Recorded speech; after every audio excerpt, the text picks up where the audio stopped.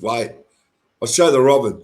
Hi everyone, it's Muskie P here, and the fantastic looking Robin. And let me tell you, we love you out there, and we got a fantastic show today, haven't we, Robin? Nice to see you, Plastic. Indeed, we do. Yeah, we got a big show here, right here on the phone.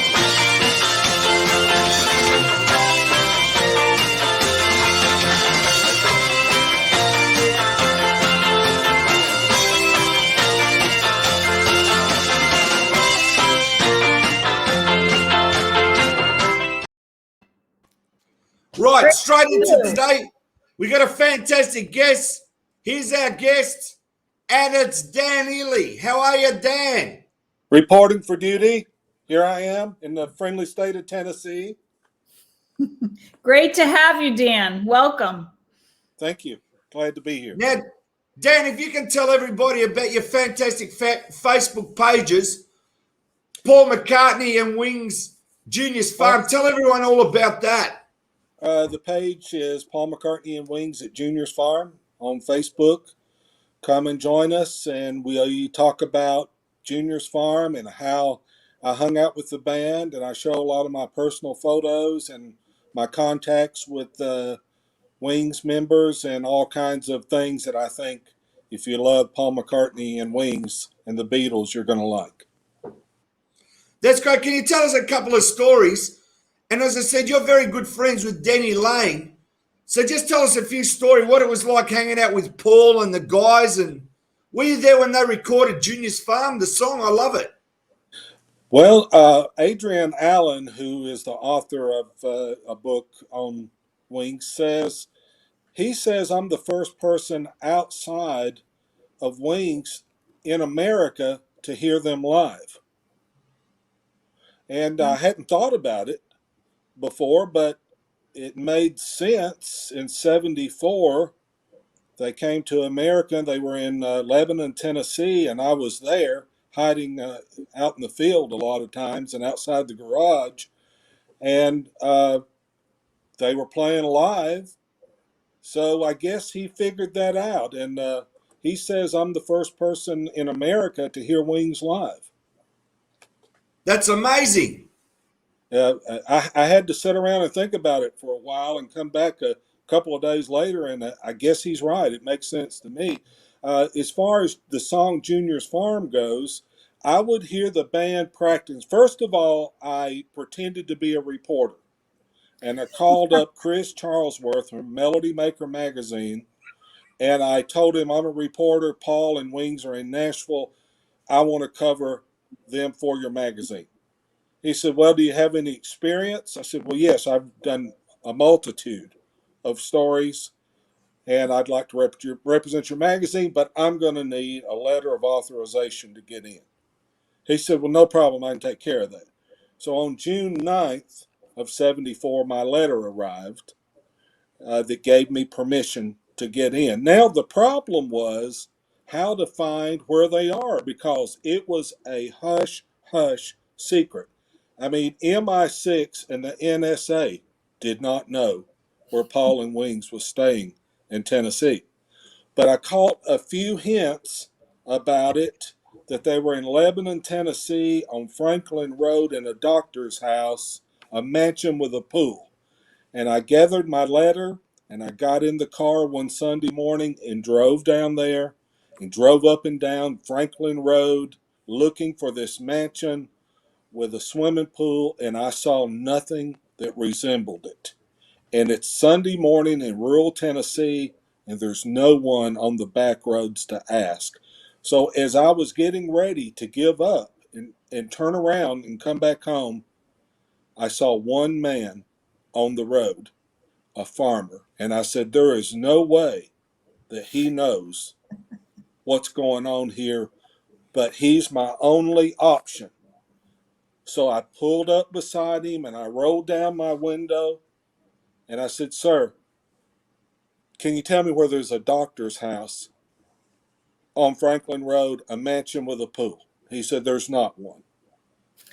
So the last thing I wanted to do is say anything about the Beatles to him. So I said, well, are you sure? And he said, I'm sure there is no mansion, a doctor's house with a pool on Franklin Road. So now I had no other choice. So I said, well, one of the Beatles is supposed to be staying there.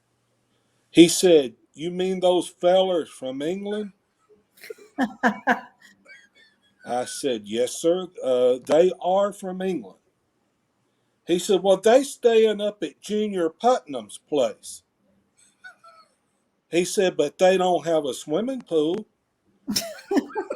So I said, where False is it? information there. Yeah. Yeah, I said, where is it? And he told me, and I turned around and I just started up the road. And as I got up a little ways, instead of the conventional bungalow type houses that you would see at the road, all of a sudden it opened up and there was a huge southern mansion way up on the hill, about 1,000 foot from the road. And there was a big entrance. And I knew this is it. So I go past the entrance in my car, which was a Ford Torino station wagon.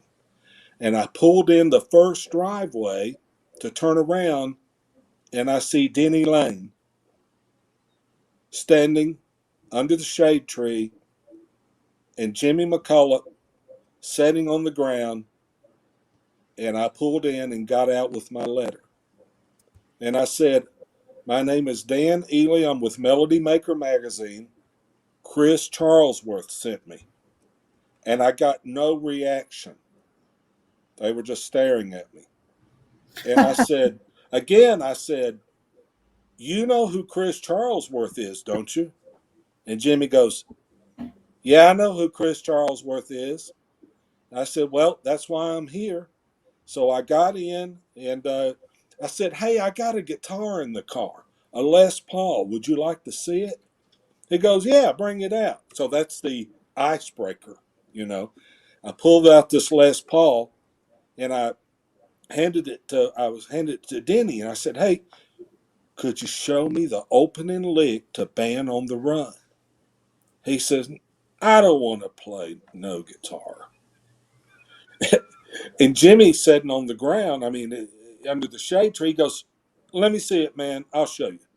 And Jimmy gets it and he does the opening lick to Band on the Run. And after that, it seemed like we just, started talking. You can tell I was a huge fan. They liked that. They were probably pretty bored, uh, you know, in Tennessee during the day, in the morning. They're just hanging out. But every day I started going down. I got off from work at 2 in the afternoon. It was about 60 miles down the interstate. I know that the statute of limitations has expired because I've checked on this, but I could make it in 20 minutes in my Ford Torino station wagon, which was about twice as fast as I should have been going. But so after that, I would be there, and they were practicing up in the garage, and I would hear them do Jet, Band on the Run, Little Woman Love, Hi Hi Hi, um, Bluebird. Yeah. But then I got to hearing the song. I didn't know what it was, and I was in a band and a musician, so I understood some of the what was going on that I was hearing. Sounded like they were working out their parts, but this was taking a long time. At the end of the day, Denny comes down, and I said, Denny, what was that song you kept playing over and over? He said, you'll find out later. Now, I did find out later in October of '74 as WLS Radio in Chicago played, premiered Junior's Farm. I was driving in my car. I had my radio on WLS Chicago, John Records Landecker, and he premieres the song, and I almost ran off the road because I knew that was the song that I had heard them rehearsing in the garage. Now, Mhm. eventually, I get brave enough to borrow from a friend of mine a cassette recorder that had a strap on it, a shoulder strap. and a separate microphone. And I started going down and recording them. And one day I hear a horse coming and a big German shepherd. And it was Heather. And she comes down, and I pull the strap on my cassette recorder where it pulled it behind me somewhat. And she said, "My mother sent me to find out who you are. And if you don't belong here, to get rid of you." I said, "Well, I'm not bothering anything. I'm a friend of Jeffrey," which was Jeff Britton. And she said, "Well, actually, you are bothering. And I wish, why won't you go by that fence or go to town or go eat lunch or something?" And it was getting pretty down to I was going to have to stand my ground or actually leave. So I just said, "Well, Paul McCartney's practicing and I want to hear him too." And that was the end of that. She ended up taking off with the horse, and I thought I was going to be gone, but I was friends with the band at this time. And I mean, I would be there every day. I would bring gifts, T-shirts. One day, I bring a shirt for Paul. It's a black, heavily embroidered shirt because black is Paul's favorite color. Is it like this? Was it a Western shirt? It was, you know how he wore the collarless shirts with the buttons up the front. And it was sort of fancy. And I handed it off to Alan Crowder, who was their, right-hand man from MPL there. And eventually one day they told me, Jimmy told me, said, "Look, don't come down tomorrow." I said, "Okay, what's going on?" He said, "It'll just be better if you're not here." I said, "Okay." So the next day, I did not go back to the farm, and we had a horrific electrical storm here in Tennessee. So the following day, I'm loaded back up in my car, and I get down to the farm. I go in the guest house, and they're bringing in some champagne, and I noticed unusual activity. And I take my binoculars and I walk over to the window of the guest house, which is near the gate, where the gate is, and I look down at the picnic area by the pond, and there's Paul with my shirt on. So I start hollering, "He's got my shirt on! He's got my shirt on!" I mean, it was his birthday. It was June 18th of 74. So Jimmy comes up to me and says, "Look, we're having a little get together down by the pond. Paul wants us to work the gate, but we don't want to. But you could do it. If you'll do it, we'll take you down to meet Paul." And I said, "Well, what's work the gate mean?" He goes, "You just stand at the gate and let people in that should be in, keep everyone else out." I said, "Okay, how will I know?" He said, "You'll know. It's going to be Chet Atkins, Jerry Reed, and Roy Orbison."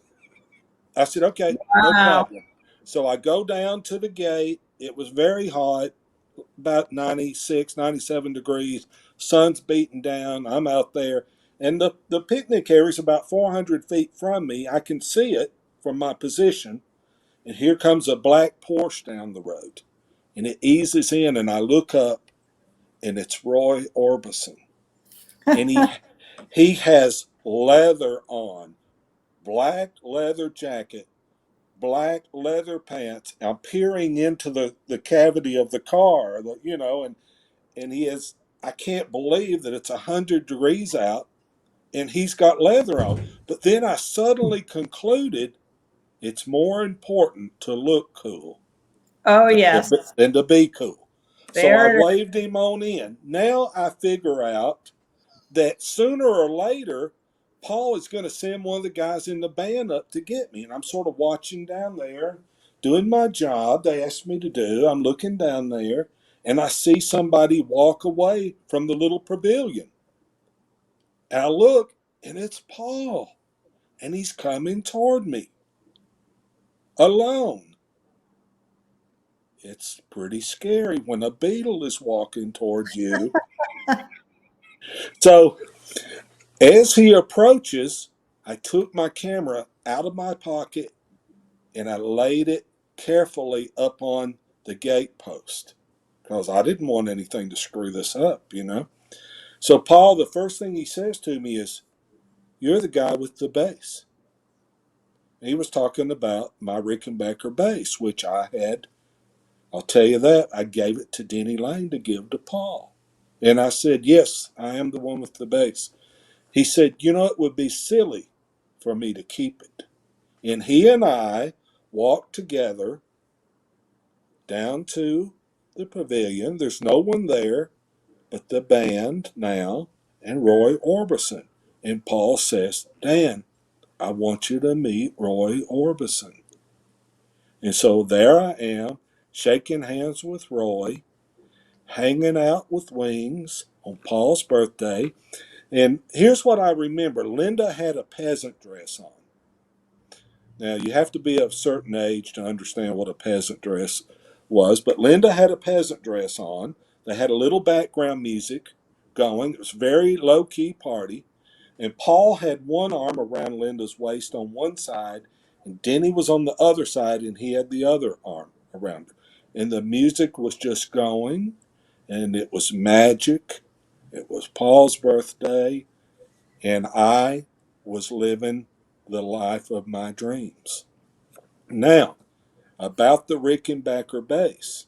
By the way, I got away from Paul at the party and went over and was talking to Denny or Jimmy or somebody because I didn't want to smother him while he was with Roy. And then a little bit, Jimmy hollered at me, said, Dan, Paul's hollering at you."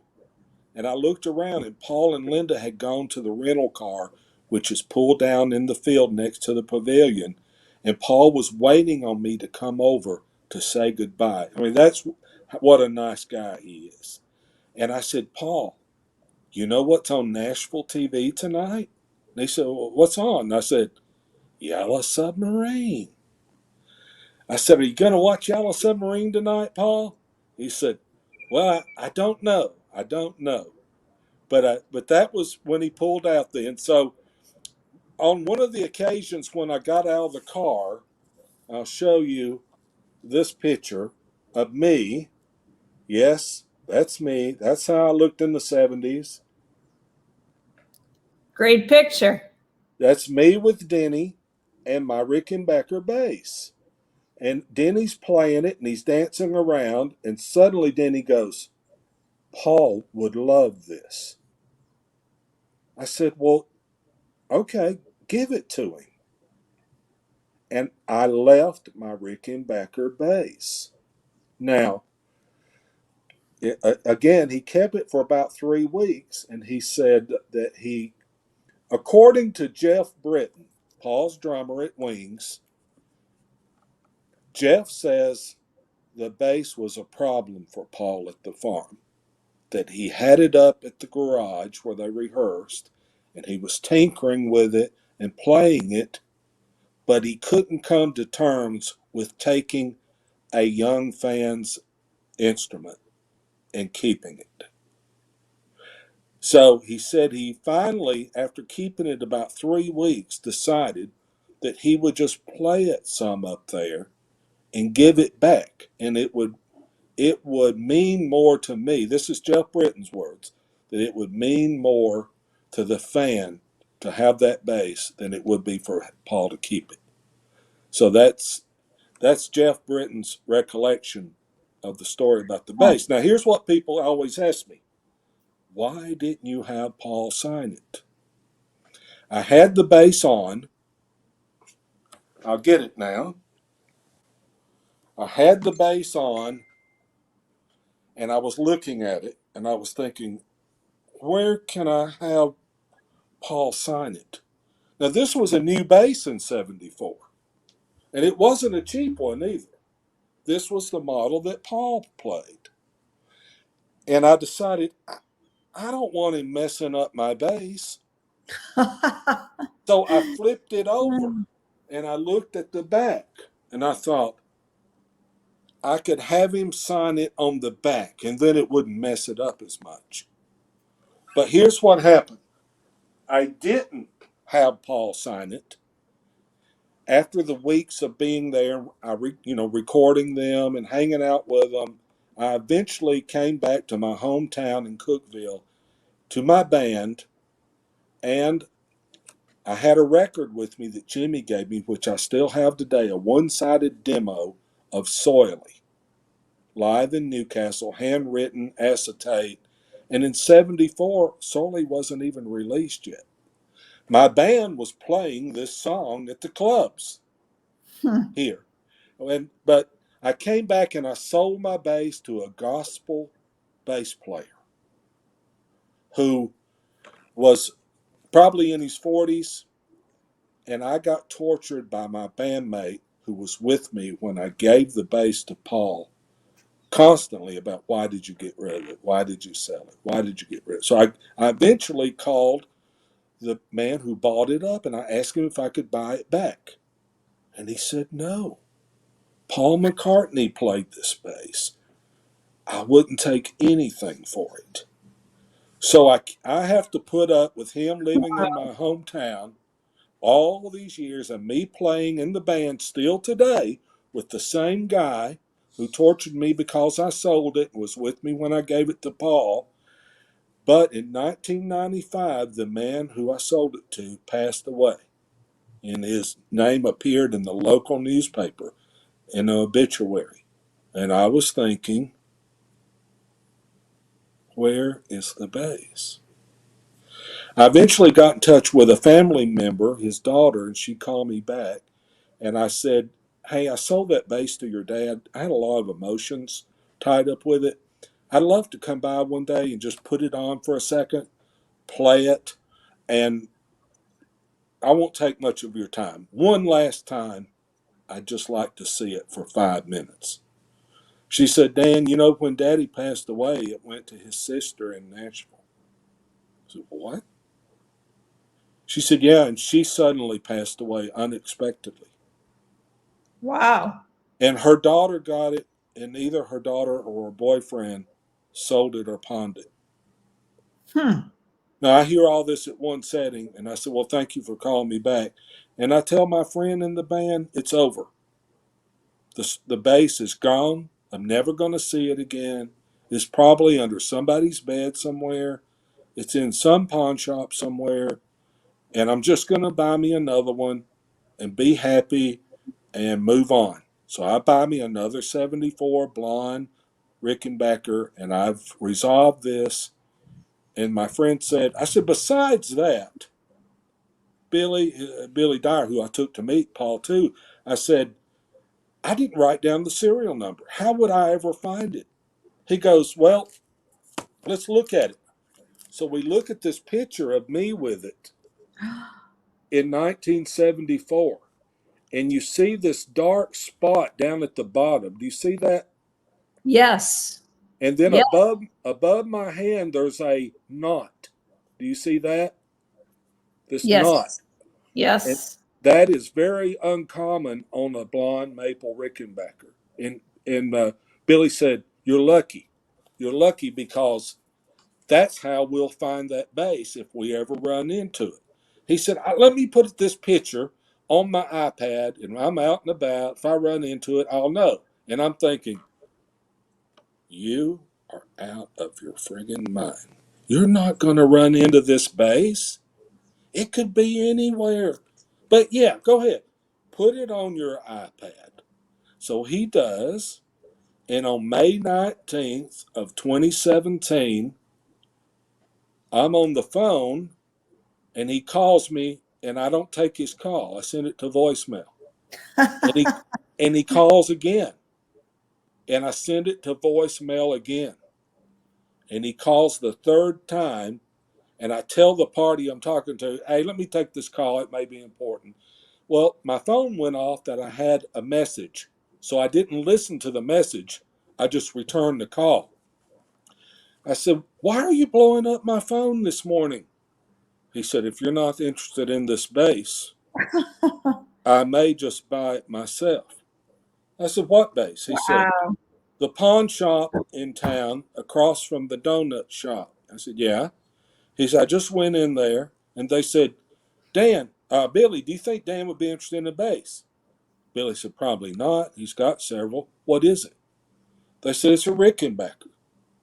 He said, okay, what year is it? They said, it's a 1974. We just looked it up. Said, okay, what color is it?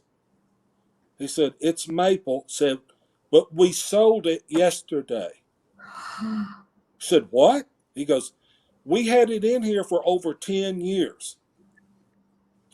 Had over had it, why would you have it in here for 10 years? He said, well, it came in and it was taken back to the warehouse and a bunch of more stuff came in and it got moved and then it got covered up and it got piled up and Daddy found it yesterday and put Rickenbacker on the case and set it out and we sold it. Billy said, let me go out to my car and get my iPad. He goes out, he gets his iPad, he comes back and he sticks that picture up, this picture, and they said, that's it. That's the bass. He said, look, the guy we sold it to is not a Amazing. musician. He's buys gold and silver from us, but he'll buy a guitar to flip. Do you want me to call and see if he's got it? Billy said, yeah, call him. So he called and said, hey, you know that bass you got yesterday? He goes, yeah. Said, do you still have it? He goes, yeah, I still have it. He goes, you want to sell it? He goes, that's what I got it for. He goes, well, there's a guy here in town thinks that might be his original bass, and if it is, he'll probably buy it from you. I'm going to have him call you.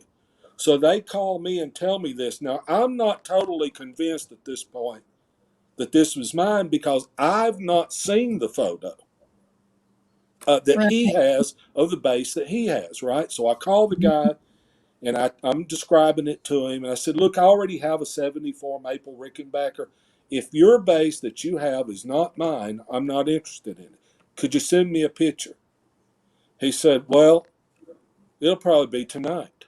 This is about 10:31. I said, what? I said, couldn't you send me one now? He goes, well, I live outside of Nashville, and I'm not at home, so it'd probably be tonight. So I thought I'd try again. I said, well, is there someone at home? You could call at home. They could make the picture. They could send it to you. You could send me the picture. I could tell you if that's it. He goes, no, it's probably going to be tonight.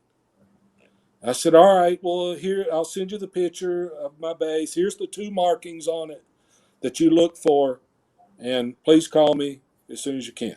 Now, he doesn't know, no one knows anything about the Paul connection to this bass. So I go up out of my office to start going through record albums. I own approximately 20,000 record albums. And I said, I can't sit around here and be thinking about this bass all day.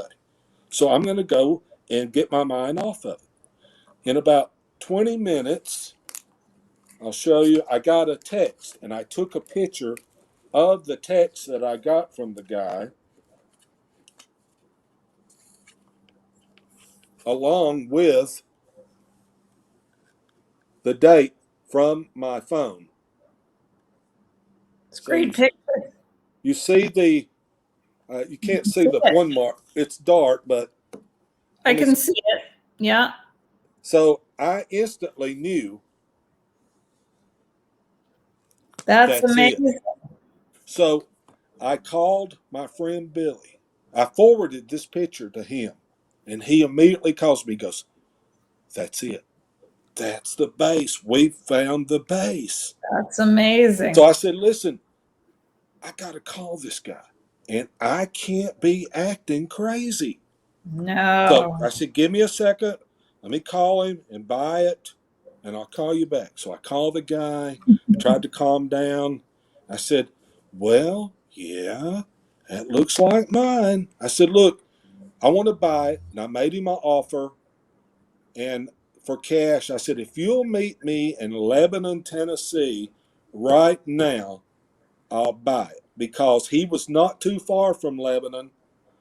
I'm on this side, on the other side of Lebanon. So in Lebanon, of course, is Junior's farm. So I wanted to make that connection. So he goes, okay. He said, I'll just text you along the way and we'll meet in Lebanon. I said, okay. So I called Billy back. I said, Billy answered. I said, hey, get ready. Where are you? I'm coming after you. He sort of whispered. He goes, oh man, I can't go. I said, what? You're going. Where are you? If I have to force you, you're going. He goes, man, I'm at the vet with my big black lab. He's sick. My wife's with me and she can't handle him. So I was just teasing, but I said, well, just put him to sleep. Oh, he, oh. he knew I was kidding. So I said, okay, I'm out of here and I'm on the way to get the base. So I go get in the car. I'm headed down the interstate and I pull up. Now, look, you guys know what's going through my head in this trip. I'm insane. I'm Anyone sure. who is on the interstate with me at this time is at risk, because my mind is all about, could this really be happening, that I'm getting this base back after 42 years? So we meet at a place, and I get out of the car, and I can't go over to the guy yet. He's already got the hatch up, but I'm a little bit out of it, you know. So I sat leaned up against the car for a second. He's looking at me like, what's up with this guy? And I said, hang on a second, hang on. I said, just give me a second. I said, I haven't seen this base in 42 years. He goes, okay. I said, give me a second. All right, I'm ready. So I go over, and there's something. I'm going to leave the camera here real quick because I want to show you. He pulls the case up. He's leaving us in suspense, Plastic. I I know, should this have is an been amazing prepared. story, Robin. This is the He, most amazing story I've ever heard. he opens the case, and I'm looking over his shoulder, and I see this blue notebook in the case. And I'm reaching for it, and he's reaching for it, but he gets it first. Now, remember, Oh. he just got this base the day before. So he opens up the notebook, and there is gospel music in here. Gospel Okay. music. And at the top, it says the name of the church in Cookville where the guy I sold it to attended and played bass. Okay. And at the top of this sheet has Mr. Stringer, who I sold the bass to. There's his name. Well, there's your definite evidence right there. So here's his songbook from church. The bass I bought the bass new from Manny's Music Shop in New York. I sold it to Mr. Stringer, and I got it back, and he was the only one besides me and Paul that ever played it. That And is truly amazing. so now, after this crazy thing, I pull the car over. I paid him. I've got it in the car, but I can't even drive at the moment. So Right. I called my friend up, Billy, and I said, it was like it was some kind of big illegal transaction of some nature. I said, I've got it, and it's in the car. So now here's what I like to point out to you right now. How does the guy who I played in the band with, who was with me when I gave this bass to Paul McCartney, how does he walk into a pawn shop in my hometown 42 years later and discover this bass? Play the music, cue the Twilight Zone music. But Right. I mean, Exactly. it's a bizarre story. It's like it was meant to be. It was meant to come back to you. But I think there are a lot of Yeah. parts of the story that are amazing. Like, for example, you posed as a magazine writer to get in. And then you ended up being the gatekeeper so that people who shouldn't be coming in. That's a good point. Get in. I think that's one of my favorite parts of this story. You go from, did you even have like a note? You had a cassette player when you walked in there at first as the journalist. Did you have a little notebook and a pad? How did you present? You just showed up. I just had the letter. Just had the letter. Okay. I just had the letter from Chris So that's amazing. The fact that they just took that for granted. Well, okay, you're supposed to be here. And then you were keeping people out who weren't supposed to be there. I've never had anybody actually bring that up, but that's true. That is. Now it's amazing. And then the fact that that it left you, your bass left you, and then actually was collecting dust in a warehouse right down the street. And let me tell you something, that warehouse, I buy guitars from them all the time. And I was back in that warehouse during this period that it was in there. Now I'm looking for this bass all over the world, and it's in the same room with me at one time. So the only thing that's going to make this story better, and I can tell you about that. No, wait. I'm going to put this out there to the world right now. Paul McCartney, if this has any chance of getting to you at all, first of all, everyone loves you.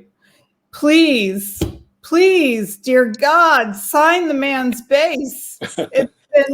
It's been 42 years. He was trying to get it back. He's been, all of this effort. I think that bass. Remember that fan, Paul. Paul, you wore his shirt on your birthday. 2 years. Listen, he wore the shirt on his birthday in 74, and then he wore it again on his birthday at the LA Forum in 76. Plastic.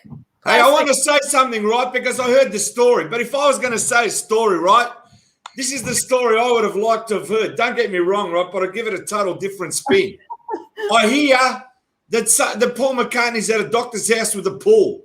So I rock up. Right. And I see a farmer. And I go, have you seen the Beverly Hills mansion anywhere? To the farmer.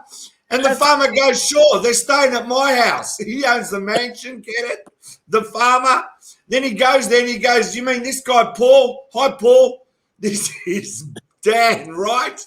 So the story changes. And then he sees a horse coming and he thinks it's Mr. Ed, right? Right. Remember the horse part? Yes, and then what happens is he buys the bass and then there's a blue folder and he opens it up and it's full of Paul McCartney's sheet music that is handwritten. I like that. See? Yes, I would have loved that too, right? But I feel like for poetic justice with regard to this story, and actually Plastic EP, and sometimes I join him, we interview a lot of people and there are connections everywhere. For example, I just painted this today because we had a little contest and Paul McCartney's old hairdresser, Leslie Cavendish, won the prize. So I'm from 66. I'll let it be driftwood that I painted. So there is a connection. There are connections out there. So I'm putting this out to the universe right now because, I want that bass signed for you. It just seems like it would be a fitting end to that story. But what I'm suggesting, Dan, is you write a letter to MPL and you say, Paul, remember me? You're wearing my shirt. Can you sign my bass? I don't suggest you say you're from Melody Makers Magazine because I don't think that'll work anymore. But well, listen, if Paul or any of his compadres are out there, I will travel anywhere in the world with this bass. New York, and we want London. We want a recording of that happening. Yes. This is for Plastic and Robin right here. We want a recording of that. We want to be involved in that because we want an exclusive if you get the bass signed by Paul. Absolutely. Just get him on FaceTime or whatever. Absolutely. Zoom. there's a couple of other side things here to bring up to you. I connected with Denny before I got the bass back 1 year, and I had this picture of me with the bass, and Denny was signing it for me. And afterwards, in the dressing room, I was talking to Denny about the bass, and I said, I'd love to get it back. And as I stepped away and was talking to someone else, like I had left the thought, and he had too, suddenly Denny yells out, he wouldn't let me keep it. I didn't know what he was talking about. I looked back over at him, and I said, what? He said, he wouldn't let me keep it. I said, who wouldn't let you keep what? He said, Paul wouldn't let me keep the bass. I said, what do you mean? He said, after he decided that he was not going to keep it, I wanted it. I see. And Paul said, there's only going to be one Rickenbacker in this band, and I play it. So that was a good inside How tip. interesting. So Danny, you know how conversations can trigger memories that maybe he'd never thought of, and that came out with Denny backstage. But one other thing happened with this bass is I got in touch with Denny, and I brought him to Tennessee with his band after I got this bass back. And I arranged a gig that he played, and I showed up there with the bass sitting beside me as he did his meet and greet. And I had pictures, documentation, and an affidavit folded up in my jacket pocket for Denny to sign, if he would. So the meet and greet's done, and I said, Denny, you want to see the bass? He said, yeah, let's see it. And I pulled it out. He goes, how do we know it's the same one? Then we pulled out the photos, and immediately he said, there's no doubt about it. And then we posed together once again, up after 42 years. Wow. We posed again with the bass, 42 years apart. That's cool. It's crazy. Dan, I So just want to say, I want to thank you for your time today. This has been one of the most amazing Wings Paul McCartney stories I've ever heard in my life. Do you agree, Robin? Yes, and let it be Paul McCartney. We must Yes, get now, this signed. Dan, do us a favour, keep in contact. Tell everybody about your page on Facebook before we let you go. And I want everybody to keep in touch with Dan. I tell you one thing that happens. They said when Buddy Holly died, after he died, his parents had his Fender Stratocaster at their house, and the fans would come by, and they would get it out and let them play it. Many people have come here to visit me and got their picture made with the bass, because where else in the world can you play a bass that Paul McCartney played? And listen, all that happened because I was just a fan and my dream came true. And I allow others to live their dream through me. The page is Paul McCartney and Wings at Junior's Farm. And I'd love to have you come on and be a part of that. One other thing, I brought Jeff Britton all the way from Spain in 2019. Jeff Britton left Wings in 1975. He pretty much never did any interviews, no TV, no nothing.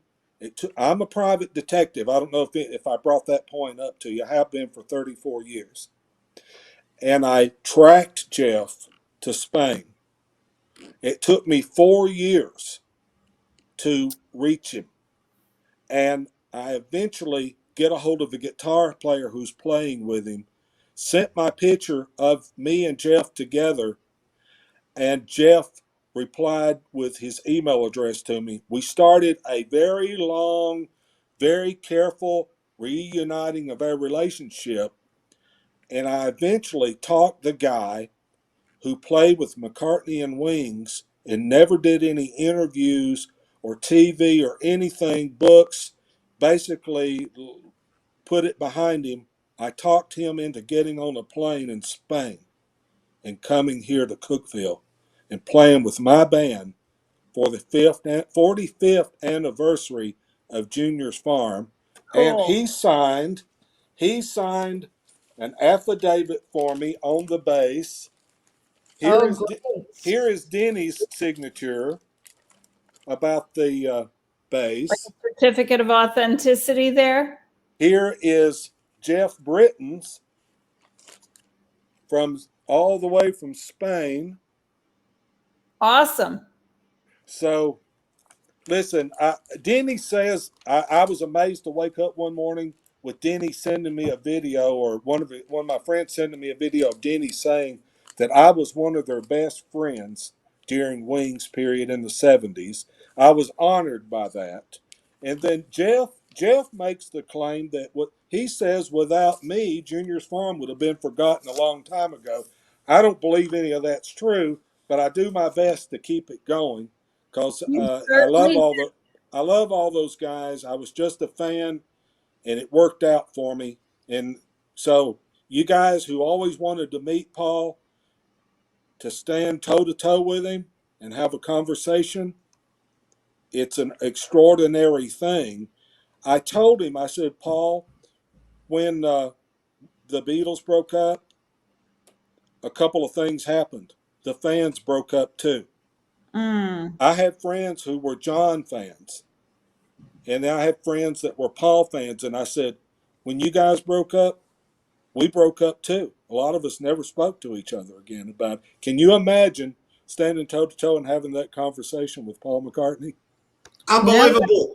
Now, Dan, I just got to say, we've got to leave it there. It's been one of the most amazing stories here on The Buzz. You agree, Robin? I Until next time. totally agree. And it's not over, and we're going to be a part of this story, we That's hope. it. Now, everybody, stay tuned for The Buzz again, and we'll see you soon. See you, Robin. See Thank you, you. Dan.